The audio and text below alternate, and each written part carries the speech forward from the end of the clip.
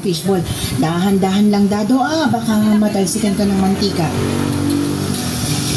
Ganito po ba, ma'am? Tama na po ba ang pagkakasalang? Oo, ganyan nga. Madali lang naman, hindi ba? Opo, madali lang naman po pala. Pero tandaan mo, madali lang yan dito kasi wala ka pa sa ilalim ng init ng araw, dado. Kailangan mong sanayin ang katawan mo at syempre, ingatan mo rin. Bawal magkasakit. Opo, ma'am. Sisikapin ko po na hindi magkasakit. Tsaka mukhang kakayanin ko naman po yung trabaho ko. Kaya mo nga, pero hindi lang sa init ng araw ka dapat handa. Dapat matutunan mo rin na mag-ingat sa pera. Mahirap ang buhay sa Maynila, dado. Kailangan matalas ang pakiramdam mo sa mga tao. Maraming mandaraya, maraming gagawa ng paraan para maisahan ka. Opo, ma'am. Nasabi din po sa akin ni Manang yan. Basta po, gagawin ko po ang lahat para hindi po ako magkaproblema. Mabuti naman. Kaya ka kinuha ng manong mo, dado, dahil naniniwala siyang matinukang tao. Pero lagi mong tatandaan ang tiwala ay hindi madaling makuha. Pinapahalagahan ito, kaya wag na wag mong sisirain. Makakaasa po kayo sa akin, ma'am. Tandaan mo, sinasabi ko to sa'yo bilang magkababayan kayo ni manong mo. Naalala ko nung kinuwento niya sa akin kung paano siya nagsimula. Nagsumikap talaga siya para marating tong kinatatayuan namin. Dati isang kariton lang meron siya hanggang sa dumami. Ang galing nga po niya, ma'am. Bilib po ako sa kanya kaya gusto kong gayahin yung determinasyon niya.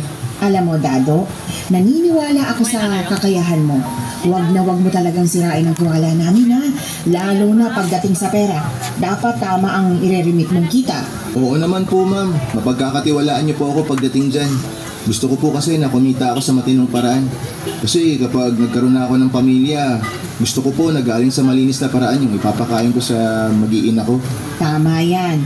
At sana hindi ka matulad sa ibang tindero namin ng fishball. Iniisahan kami. Pangit po talaga yung ganong ugali ng tao. Kapag yung tao po nang iisa sa trabaho, hindi niya alam na hindi aasenso yung ganong gawain. Basta, malaki ang tiwala namin sa'yo. Salamat po sa tiwalang ibinibigay niyo, ma'am. Gusto ko po magtrabaho ng marangal. Lahat po ng to para kay Colleen. Mabuti naman kung ganon. Sino nga pala si Colleen? Girlfriend ko po. Nandito rin po siya sa Maynila. Talaga? Si Colleen pala ang inspirasyon mo, Opo, ma'am. Pangarap ko po na balang araw, maipakita ko po sa kanya na kinaya ko, na nagtagumpay po ako. Gusto ko po na maging proud siya sa akin. Magandang pangarap yan, dado. Pero tandaan mo, hindi lang para sa kanyang ginagawa mo. Gawin mo rin to para sa sarili mo. Sa buhay, mahalaga na pinagpapahalagahan mo rin ang sarili mo. Tatandaan ko po yan, ma'am. Basta kapag nakaipon na po ako, pakakasalan ko po agad si Colleen. Mag-ipon ka ng maigi. Saka kapag nagpakasal ka na, yung simple lang. Hindi mo kailangan ng magarbong kasal. Ang importante, mapapakain mo ng maayos ang magiging pamilya mo. At nagsumpaan kayo sa harap ng altar na magsasama habang buhay. Parang kayo lang po ni Manong. Siyempre naman. Ang bait po ni Manong kaya hindi po nakakapagtaka na ang bait niyo rin po. Kaya naging maganda po ang buhay ninyo kasi pareho po kayong mabait. Naku, ginawa talaga namin ang lahat para mapabuti kaming mag-asawa. Hindi lang nga po kayo napabuti. Mayaman na po kayo. Ikaw talaga.